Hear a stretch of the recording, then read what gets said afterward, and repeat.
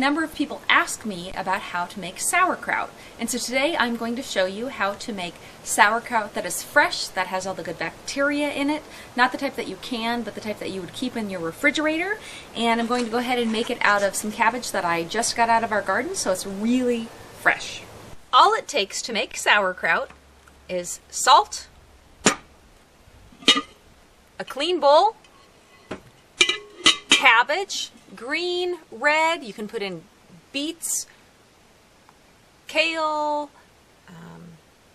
you can put in turnips, carrots, anything that you would like. I'm just going to go ahead and make a simple cabbage and salt sauerkraut. First, what you need to do is go ahead and take the outer leaves off and then cut it or grate it if you like it grated. I like chunky cabbage, and so I'm going to go ahead and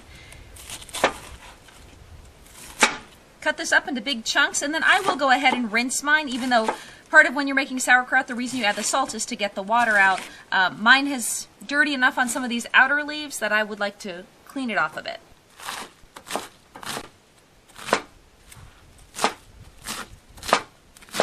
When making sauerkraut, you want to get all of the water out of the cabbage to make the sauerkraut. So if you have rinsed it, make sure that it is as dry as you possibly can have it. And then you're going to add approximately 1.5 tablespoons of salt to 3 pounds of cabbage. So 1.5 to 3. You want to make sure you don't add too much salt, or your sauerkraut will be so salty that you won't be able to eat it. And unfortunately, I am saying this from experience. So I'll go ahead and add some salt. It's a big bowl, and it's not very much salt, but you will be amazed at how much liquid this dry cabbage produces. So now, with clean hands that are very well rinsed off, you are just going to go ahead and massage that salt into your cabbage. And as you do it, you do not need to be gentle, because otherwise the moisture won't come out of the cabbage. And as you do this, you'll just get a ton of liquid. And the longer that the cabbage sits with the salt, the more liquid you'll get.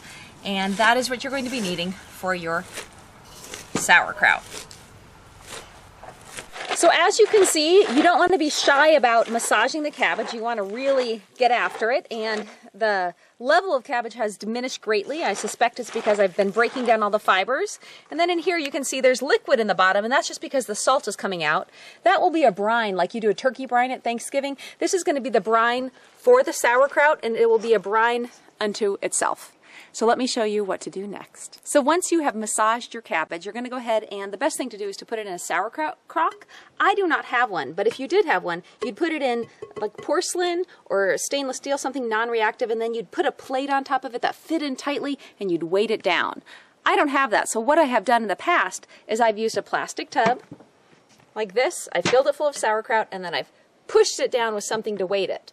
The unfortunate thing is that this plastic takes on the smell, and I had to bleach it afterwards to get the stink out. And I didn't like that very well. So I decided to do something that was a little bit more temporary.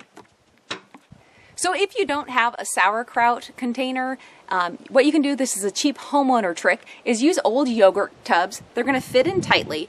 Part of when you're fermenting your sauerkraut is you don't want air to be there. So if it's not under the liquid, you want it to be, you'll put the sauerkraut in and you'll push it down. This will keep the air from getting to the sauerkraut. You can put a can in to weigh it down. And if you do the brine, the liquid should be on top of the cabbage.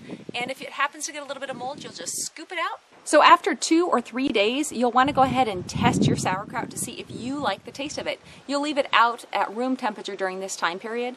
When you take it, when you've got it to the taste you like, you'll put it in the refrigerator, and that will stop the fermentation of it, and it'll be the taste you enjoy.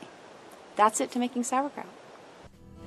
So, Cody was gone today, getting a new camera, which is good for all the videos, but I was using the old camera, and it is quite difficult to set up all the different camera angles and make sure you're loud enough and yada yada.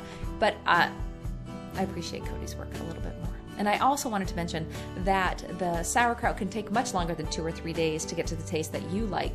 You can add seasoning to it. It can last, a week or two. In the winter, it will take longer to ferment than in the hot summer days. So just keep tasting it and see what you like.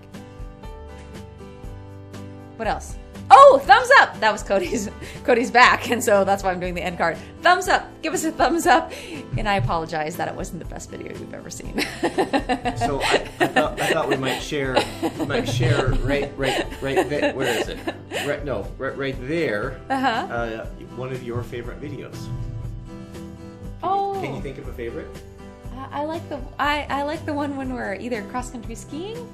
Oh, sorry. Like when we're cross country skiing, or probably when we're riding the log down to make the log bridge. Okay, that's what we'll do. So you can click on that video right. How do I point? Right there. Click on that video right there, and it'll link you over there. And if you are a mobile user, then I'll put it in the subject heading. So you did a great job on your end card. Sorry, love.